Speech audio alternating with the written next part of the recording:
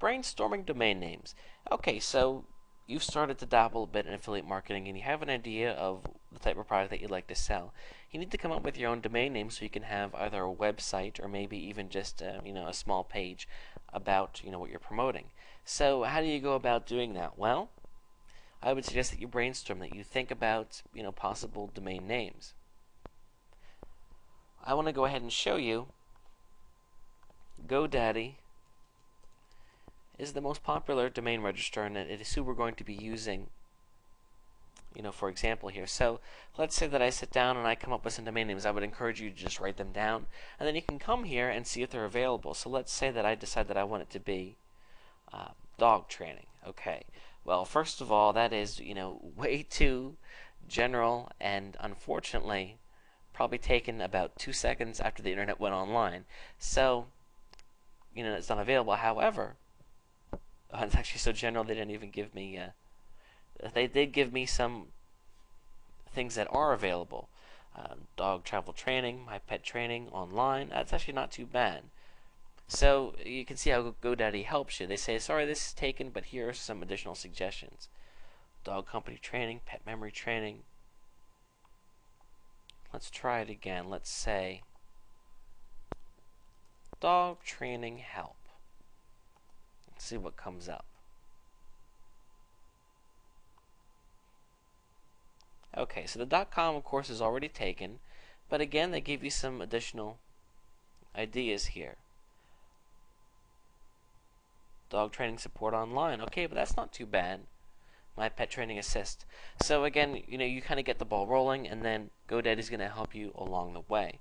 Now, as you start to come up with different ideas, I want to ask you to compare them against some tips that I'm going to share with you right now.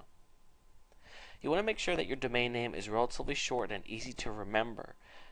Keep in mind, if somebody hears your domain name, let's say that they heard it on the radio, are they going to be able to remember it to type it in, or if their friend tells them about it? That's a good thing to gauge it against. So, you want it to be short and easy to remember, not too complicated. Now, of course, dogtraining.com would have been ideal, but you know what? The really, really good domain names are taken, so you gotta be inventive, and you can't always settle for the best thing. So you gotta just do your best, to have it be relatively short and easy to remember. Does not contain numbers or hyphens. This is a big one. Sometimes you see domains written like dog-training-online.com because obviously dog training online was taken, but with the hyphens it's not. The search engines do not like hyphens. Hyphens are weird. They're hard to remember, or people won't, put them in, and then they're going to go to the wrong site. I would encourage you to stay away from hyphens and numbers. Now, if there's a number in your business name, certainly it's okay. But generally speaking, I would not suggest adding numbers, like you wouldn't want your site to be dog training 33 if there's no reason for it to be 33, because that's not going to fare well for you. Preferably a .com. This is really important. .com stands for commercial, and when you go to register your domain name, you're going to find that .infos are actually a lot cheaper. However, .infos are penalized a bit in the search engines. When somebody sees your site, or the search engines see your site, they're not going to recognize you as being serious because you don't have a .com. It's unfortunate, but that is the way that it is. .nets are okay. They're not as good as .coms, but they're okay. But how many times do you see a commercial on TV for something and it's not a .com? Keep that in mind. You want to make sure it's free from trademark infringement. I wouldn't suggest having a website that was something like Facebook Secrets, because Facebook does not like their name in other people's domain names because they own the name. So keep that in mind too. Is it a good representation of your website? Sometimes, I sit down and I try to find a domain name, and when the ones that I'm looking for are taken, I start to kind of go off to the left, and I might end up with something that sounds good, but it's not a good representation of what I'm trying to sell. So that's actually bad.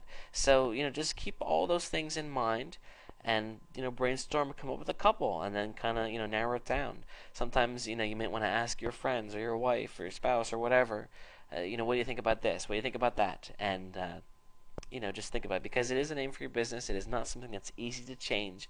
You set up a site with a domain and you start to promote it. You do not want to change it down the road because you're going to lose some things. So keep that in mind and take some time.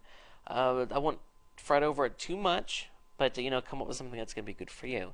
In the next video series, we'll talk about what to do once you have your domain name figured out.